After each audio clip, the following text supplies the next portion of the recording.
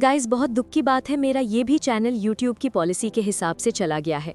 जब तक पहला चैनल वापस नहीं आता तब तक दूसरा भी नहीं चलेगा। ये मेरी तरफ से लास्ट ट्राई है। तो चलिए वीडियो स्टार्ट करते हैं। यूहाओ और वूटोंग लाइफ फॉरेस्ट में गॉडेस ऑफ लाइफ को ढूंढने गए थे और गाइस अभी से एक दिन स्किप करके वीडियो आएंगी। वैसे भी अभी पेपर्स चल रहे हैं। इसका दूसरा पार्ट पुराने चैनल पर आएगा। लिंक आपको कमेंट या डिस्क्रिप्शन में मिल जाएगी। यूहाओ ने जो वाटर ऑफ लाइफ पिया वो किसी भी डिवाइन ट्रेजर से बढ़कर था, लेकिन बटरफ्लाई गॉड ने अपना कप लौटा दिया। आंट लू, ये वाटर ऑफ लाइफ बहुत प्रेशियस है। मैं बचपन में पी चुकी हूँ, दूसरी बार पीना वेस्ट होगा और मैं तो बस सेकंड लेवल गॉड हूँ, तब भी इस योग्य नहीं थी। गॉडेस ऑफ लाइफ ने कप वापस ले लिया। वो हल्का मुस्कुराई। जब तुम छोटी थी कितनी शरारती थी, हर दिन अंकल जी का क्लोक खींचने की कोशिश करती थी। बटरफ्लाई गॉड कांप उठी। अंकल जी हमेशा मुझसे प्यार करते थे।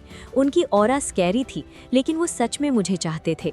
लाइफ गॉडेस की आंखें भी लाल हो गईं। उन्हें हमेशा एक बेटी चाहिए थी। कहते थे काश हमारी भी तुम्हारी जैसी सुंदर बेटी होती, लेकिन क्रिएशन और डिस्ट्रक्शन साथ होकर भी संतान नहीं दे सकते। मैं ही उनके लिए दोषी हूँ। बटरफ्लाई गॉड रो पड़ी। तो फिर अंकल जी ने डैड को इम्प्रिजन क्यों किया? गॉड रियल में एक्सपैंड क्यों कर रहे हैं? क्या पहले जैसा सब ठीक नहीं था? लाइफ गॉडेस चुपचाप रोती रही। यूहाओ ने गंभीर स्वर में कहा, गॉडेस, ये गॉड रियल्म के सर्वाइवल का सवाल है। फादर इन लॉ ने कैटास्ट्रोफी प्रिडिक्ट किया है। अगर ऐसा होने की संभावना कम भी हो तो रिस्क बहुत बड़ा है। उन्होंने प्रॉमिस भी किया है, अगर कैटास्ट्रोफी नहीं हुआ तो वो पावर डिस्ट्रक्शन को सौंप देंगे। फिर डिस्ट्रक्शन वेट क्यों नहीं कर सकता? लाइफ गॉडेस ने पूछा। उसने सी गॉड के साथ क्या किया? यूहाओ ने बताया, प्रेग्नेंट मदर इन लॉ को कस्टडी में लिया। Father in law, relatives, friends सब इम्प्रिजन। लाइफ गॉडेस की भौहें सिकुड़ गईं। फिर अचानक बोली, तुम लोग जाओ। बटरफ्लाई गॉड स्तब्ध रह गई। आंट लू, लाइफ गॉडेस शांत लेकिन ठंडी आवाज में बोली, मैं तुम्हारी मदद नहीं कर सकती। डिस्ट्रक्शन मेरा पति है। मैं सी गॉड के खिलाफ नहीं जाऊंगी, लेकिन उसके खिलाफ भी नहीं खड़ी हो सकती। जब तक सब सेटल नहीं होता मैं फॉरेस्ट ऑफ लाइफ नहीं छोड़ूंगी। न उसे हेल्प करूंगी न तुम्हें। यूहाओ समझ गया ये न्यूट्रलिटी नहीं, ये एस्केप था। बटरफ्लाई गॉड रो पड़ी। आंट ग्रीन, यूहाओ ने उसका हाथ थामा। वूटोंग, गॉडेस की अपनी मजबूरी है। एक तरफ लॉ, दूसरी तरफ लव। ये आसान फैसला नहीं है। लाइफ गॉडेस ने यूहाओ को आश्चर्य से देखा। तुम समझते हो? फिर उसने धीरे से कहा, डिस्ट्रक्शन बुरा नहीं है, वो बस पावर और डेवलपमेंट चाहता है। वो सी गॉड को सच में हार्म नहीं करेगा। जब सब सेटल होगा वो उसे छोड़ देगा। यूहाओ ने गंभीरता से सिर हिलाया। मैं आपकी बात समझता हूँ, लेकिन अगर बात सिर्फ एक्सपेंशन तक होती तो हम यहाँ नहीं आते। उसकी आवाज़ भारी हो गई।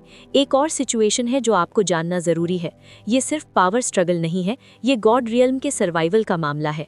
आप भी लॉ एनफोर्सर है, इसलिए कृपया डिसीजन सोच समझ कर लीजिए। क्या? गॉड ऑफ इमोशंस की बात सुनकर गॉडेस ऑफ लाइफ का चेहरा पहली बार सच में बदल गया। वो सी गॉड पर भरोसा करती थी। तांग सान चाहे युवा हो, लेकिन रूलर के रूप में वो योग्य हैं, ये वो जानती थी।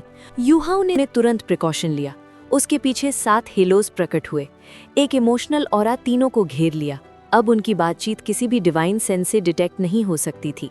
वो लाइफ गॉडेस के करीब गया और डिवाइन सेंस से कुछ कहा। बटरफ्लाई गॉड भी नहीं सुन पाई। अगले ही पल गॉडेस ऑफ लाइफ का चेहरा पीला पड़ गया। नहीं, ये इम्पॉसिबल है। डिस्ट्रक्शन ऐसा नहीं कर सकता। वो पावर हंग्री है, लेकिन इतना भ्रमित नहीं। यूहाओ ने गंभीर स्वर में कहा, मैं अपने गॉड पोजीशन की शपथ लेता हूँ, जो कहा सच है। आप सी गॉड के जजमेंट पर भरोसा नहीं करती? लाइफ गॉडेस कांप गई। उसने आसमान की ओर देखा। डिस्ट्रक्शन, तुम इतने अंधी कैसे हो गए? अब वो समझ चुकी थी। वो मानना नहीं चाहती थी, लेकिन सी गॉड गलत नहीं हो सकता। कुछ पल की चुप्पी के बाद उन्होंने आंखें खोली। ठीक है, मैं तुम्हारे साथ चलूंगी।